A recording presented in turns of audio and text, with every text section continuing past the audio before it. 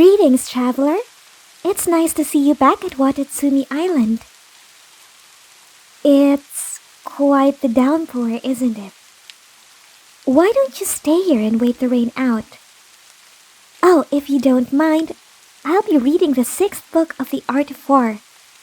You can listen, but please feel free to take a nap if you ever feel sleepy. I'll make sure to wake you up once the rain stops. Here, sit beside me and make yourself comfortable.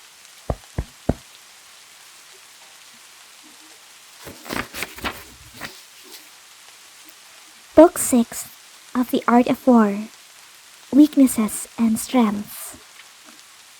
Sun Tzu said, "Generally, he who occupies the field of battle first and awaits his enemy is at ease. He who comes later to the scene and rushes into the fight is weary. And therefore, those skilled in war bring the enemy to the field of battle and are not brought there by him. One able to make the enemy come of his own accord does so by offering him some advantage, and one able to prevent him from coming does so by hurting him. When the enemy is at ease, be able to weary him. When well fed, to starve him. When at rest, to make him move. Appear at places to which he must hasten. Move swiftly where he does not expect you.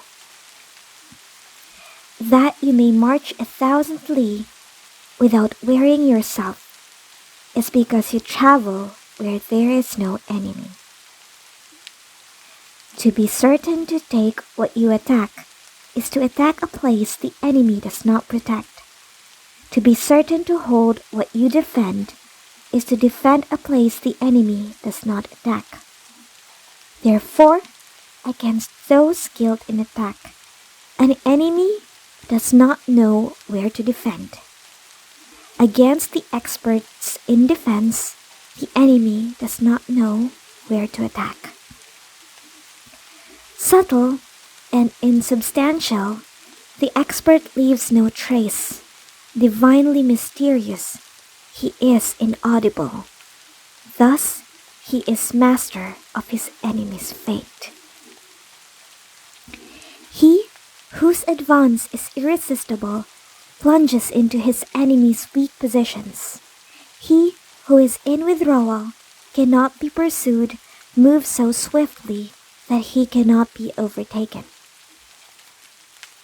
When I wish to give battle, my enemy, even though protected by high walls and deep moats, cannot help but engage me, for I attack a position he must succor. When I wish to avoid battle, I may defend myself simply by drawing a line on the ground. The enemy will be unable to attack me because I divert him from going where he wishes.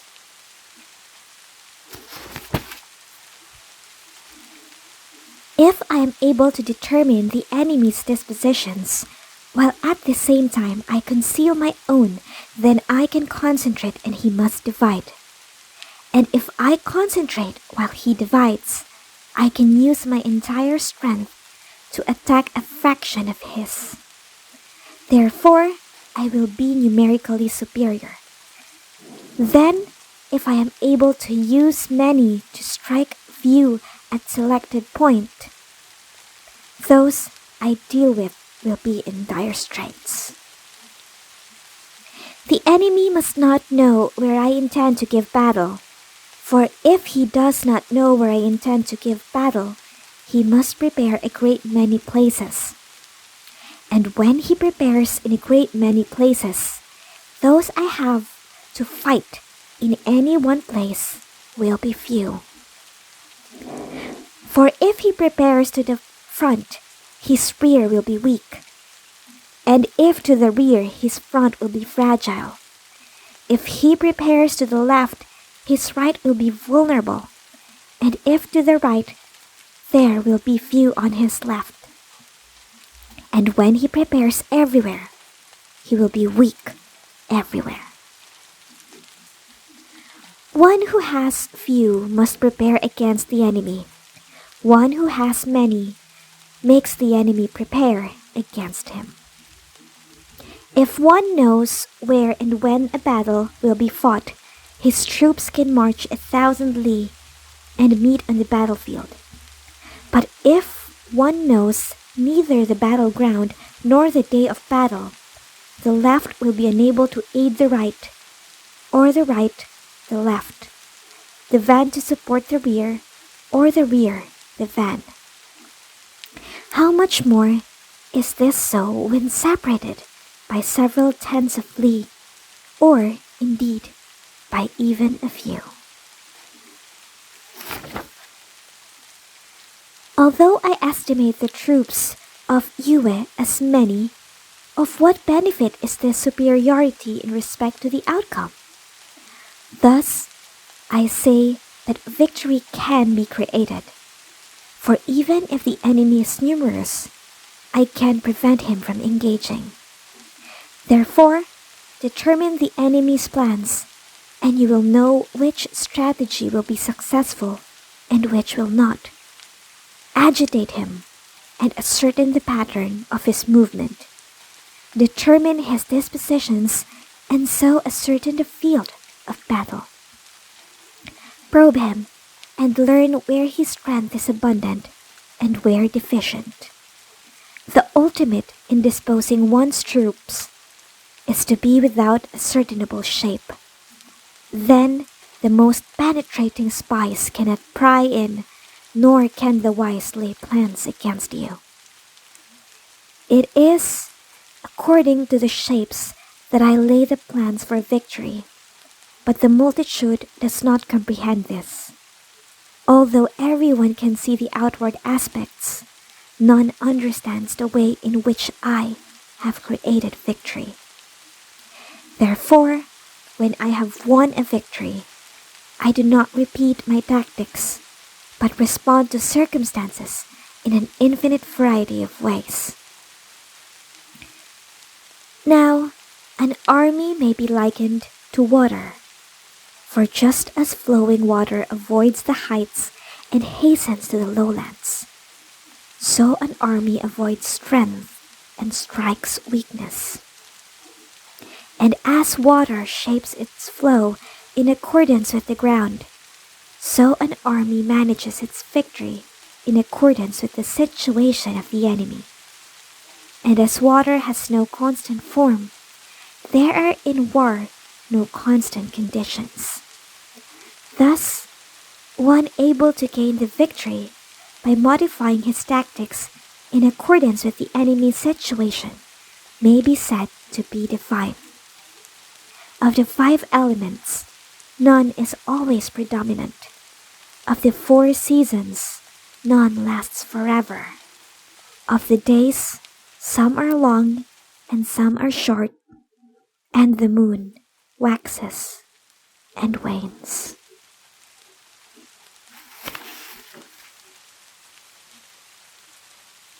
Now let's go to the book 7 of the Art of War, the Book of Maneuvers. Sun Tzu said, "Normally, when the army is employed, the general first receives his commands from the sovereign. He assembles the troops and mobilizes the people. He blends the army into a harmonious entity and encamps it. Nothing is more difficult than the art of maneuver. What is difficult about maneuver is to make the devious route the most direct and to turn misfortune to advantage. Thus, march by an indirect route and divert the enemy by enticing him with bait. So doing, you may set out after he does and arrive before him. One able to do this understands the strategy of the direct and the indirect. Now, both advantage and danger are inherent in maneuver. One who sets the entire army in motion to chase an advantage will not attain it. If he abandons the camp to contend for advantage, the stores will be lost. It follows that when one rolls up the armor and sets out speedily, stopping neither day nor night, and marching at double time for 100 li, the 3 commanders will be captured, for the vigorous troops will arrive first, and the feeble straggle along behind, so that if this method is used, only 1/10 of the army will arrive. It's really important that we go together, isn't it?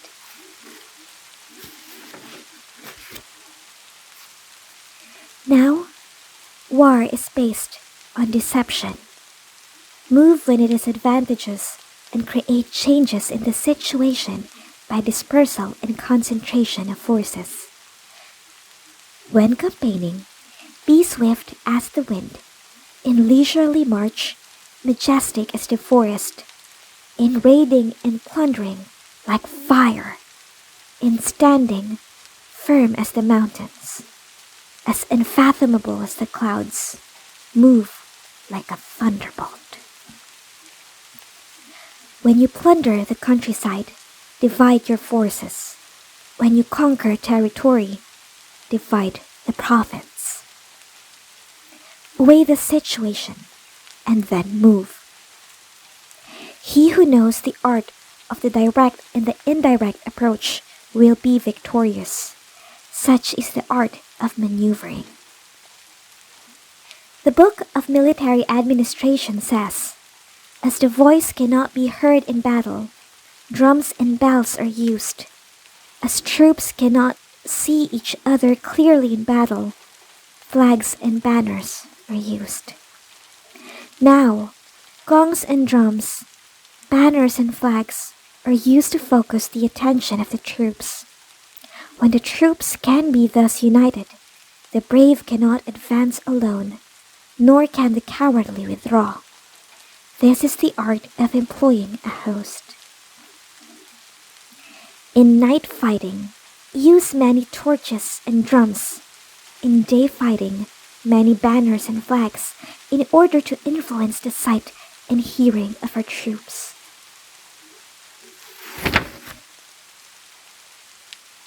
Now, an army may be robbed of its spirit and its commander deprived of his courage. During the early morning spirits are keen. During the day they flag, and in the evening thoughts turn toward home. And therefore, those skilled in war avoid the enemy when his spirit is keen, and attack him when it's sluggish, and his soldiers homesick. This is control of the moral factor. In good order, they await a disorderly enemy. In serenity, a clamorous one. This is control of the mental factor. Close to the field of battle, they await an enemy coming from afar. At rest, an exhausted enemy with well-fed troops, hungry ones. This is control of the physical factor. They do not engage an enemy advancing with well-ordered banners, nor one whose formations are in impressive array. This is control of the factors of changing circumstances. Therefore, the art of employing troops is that when the enemy occupies high ground, do not confront him. With his back resting on heels, do not oppose him. When he pretends to flee, do not pursue. Do not attack his elite troops. Do not gobble proffered baits. Do not thwart an enemy returning homewards. To a surrounded enemy, you must always leave a way of escape. Do not press an enemy at bay. This is the method of employing troops.